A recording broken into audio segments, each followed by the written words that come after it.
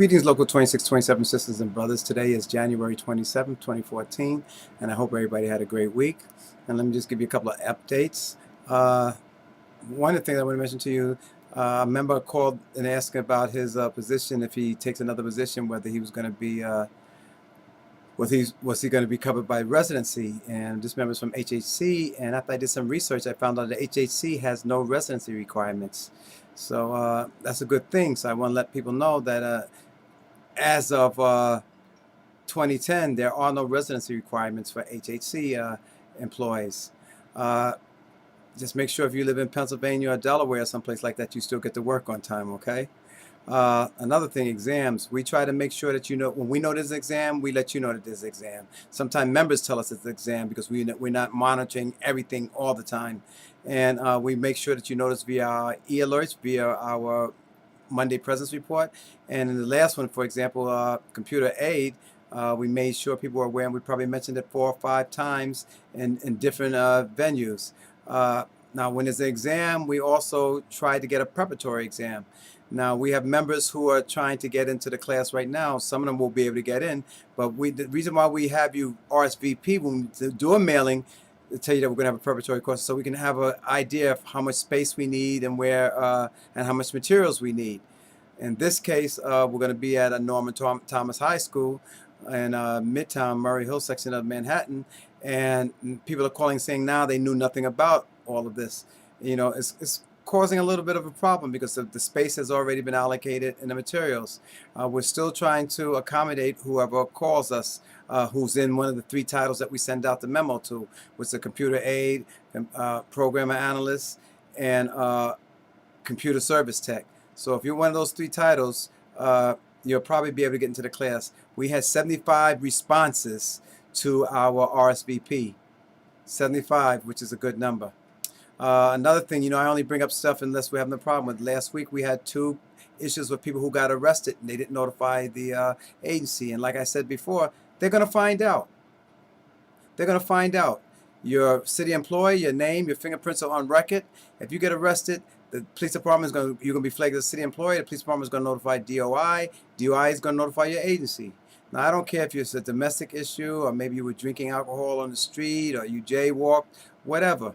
If you get stopped and the police take your name down and stuff like that, notify your agency. If you don't know who to notify, look in your rules and regs at your agency or ask your HR office. But this stuff has to be documented that you actually notified them, because they can't persecute you. Your agency can't persecute you for whatever you did outside, but they can sure hold you accountable for not notifying them, because they're going to want a disposition of whatever happened. Another thing, let me remind you that the GM meeting that was scheduled for last Tuesday was canceled because of the snowstorm. We have it rescheduled for the 29th, which is this Wednesday, 6 o'clock at room 1 at the DC 37 headquarters. So I'm glad to see you there. Another thing, our second vice president, Gene Olmstead, made us aware of something, us meaning me and Mike Laddie, aware of something about 2 weeks ago about Ben Kallos' inauguration.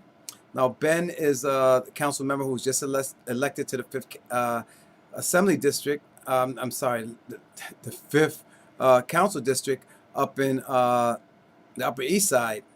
Now, why was it? Now, when he made us when Gene made us aware of this, we wondered, okay, what's the deal with this? Well, Gene gave us information, and we looked it up, and he is the chair of the Committee on Government Operations and also the chair of the Committee on Technology. Now, Operations and Technology, these 2 committees directly affect 2627. So it's important that we participate in stuff like this. We want to make sure people know us.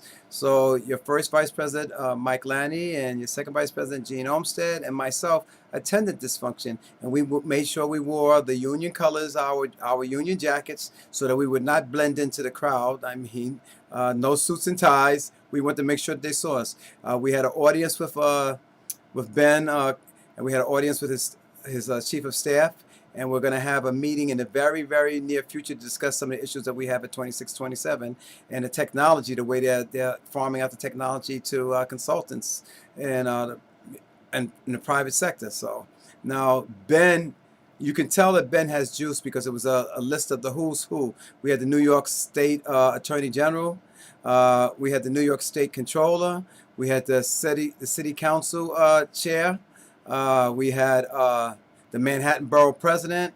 We had New York State Senator. We had the New York City Public Advocate. We had numerous city council members. You had us. You had a couple of other union people there. I mean, hey,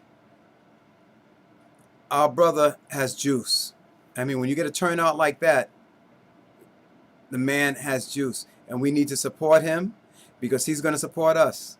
And I know that we're going to have a lot of great things. I can see a lot of great things coming from this man. His name is Ben Kallos.